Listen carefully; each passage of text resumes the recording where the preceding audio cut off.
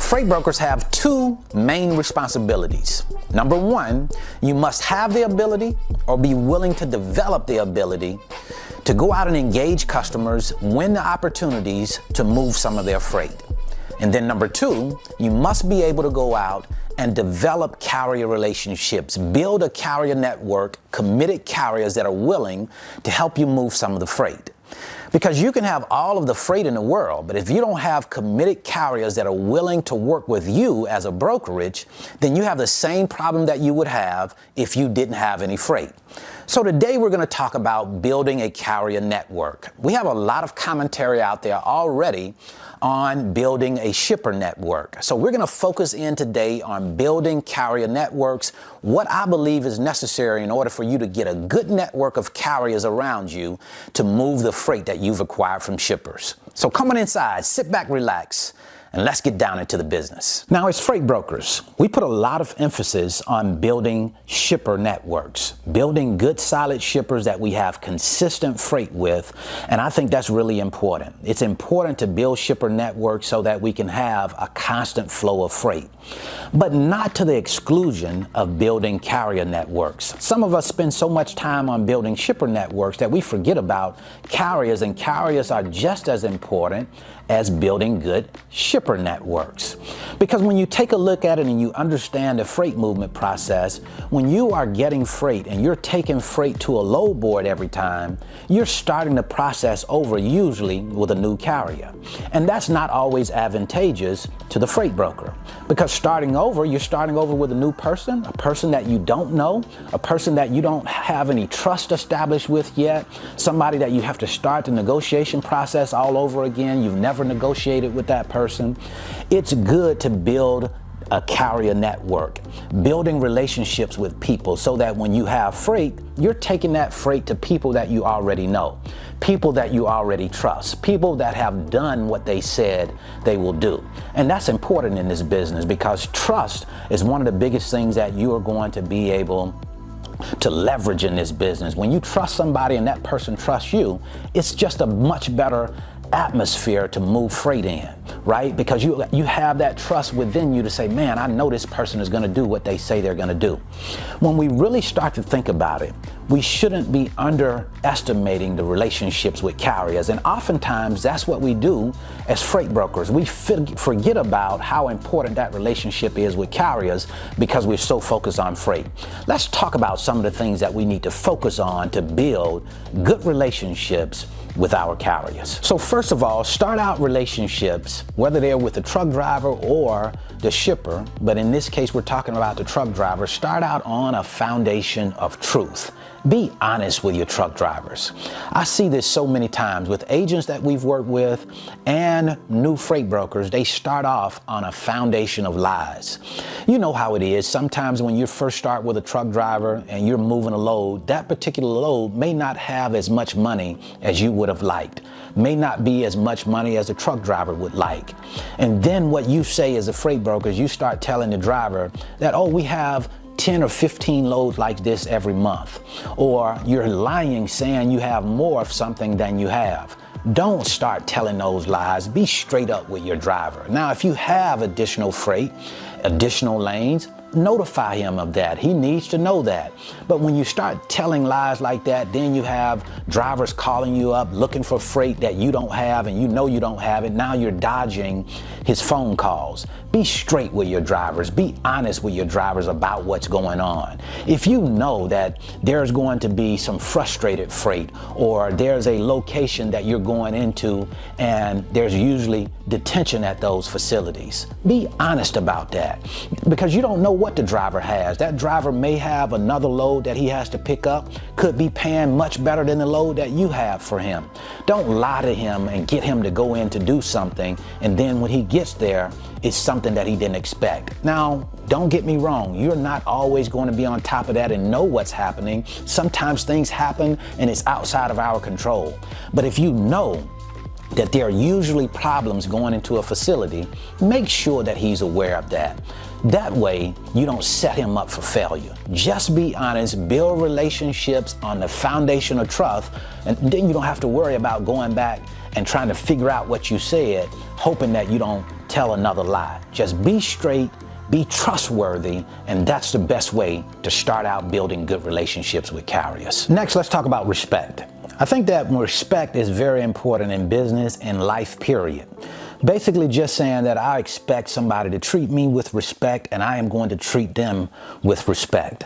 I think too often we can give ourselves all the respect in the world. We expect people to respect us, but sometimes we don't give that same respect back to other people. I think that yes, respect is earned, not necessarily given, but there is a respect that's given.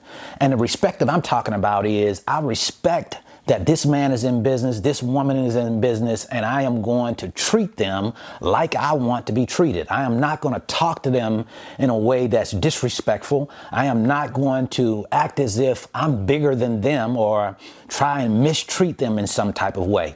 I think it's so important that we give respect to another person. And too often you see people not honor just being a respectful person. I think that if you want to build relationships with carriers, build the best relationships, respect is something that we have to understand, that's something that we have to adhere to. What I also like to make sure that my carriers understand is that we are men, or it might be a woman that I'm dealing with, but we don't always see things exactly the same.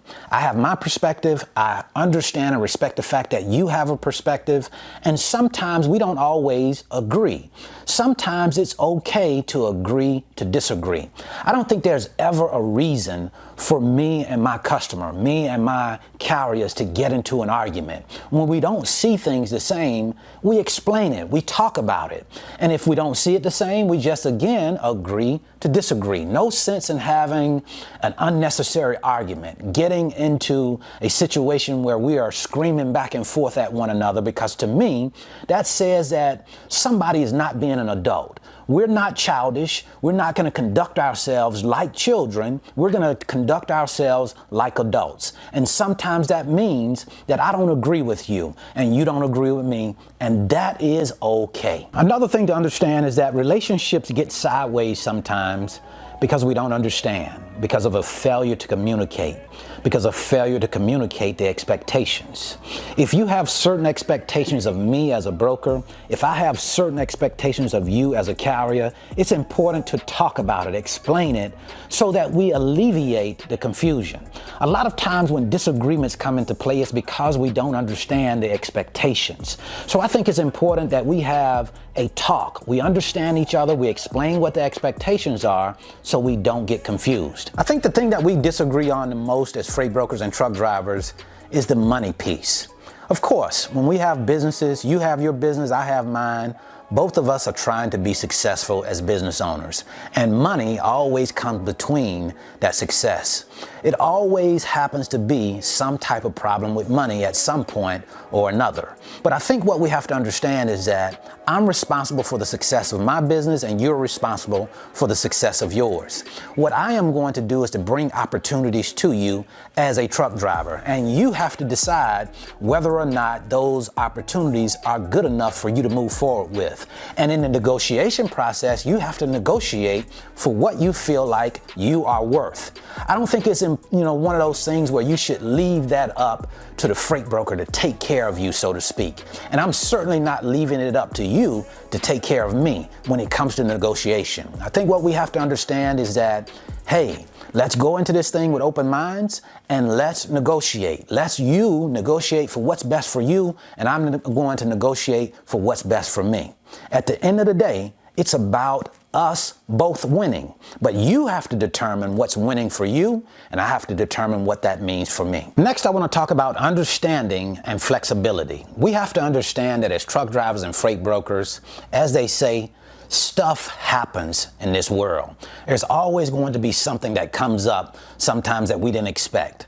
And I, as a freight broker, have to look at the carrier and know that things are not always going to go like I think it's going to go. Sometimes he might have a flat tire. Sometimes he might have something to happen that he's not able to make it to the delivery spot on time or get to the pickup on time. Stuff happens, and we have to be understanding and have some flexibility when those types of things happen. And the same thing on the carrier side. Sometimes detention is going to take place. Sometimes you're not going to be able to get offload it or upload it as quick as you would like. But that's why we have those things called detention. Don't get upset and mad at the freight broker because those things happen. Let's talk about it. Let's understand that, again, things happen sometimes that's out of our control. So I think it's important that we have some flexibility, that we have some understanding that things will happen in this world, of the freight broker world, in the trucking world, and we have to accept those things sometimes. And at the same time, we have to talk about it when it does happen to try and make sure that it doesn't happen moving forward. But we do need to understand that this is a business where we're not always going to get it exactly like we want it. That's what I wanted to share with you today. I certainly hope this information has been helpful. If you think there's something else that we can add to the things that we've talked about already, feel free to drop those down in the comment section so we all can learn from each other. If you're interested in learning more about the freight broker business, I'll leave a free link in the description. It's the 5-video series titled How the Load Movement Process Works. It shows me in the office talking to shippers, talking to carriers about some of the same issues that we're talking about on this video today to give you a better understanding of how the business works. And then if you're interested in learning more about how we go out and find the customers that we work with, I'll leave you a free video right here. So until the next time, I wish you the very best in your life and business. See you at the very top, because the bottom is much too crowded.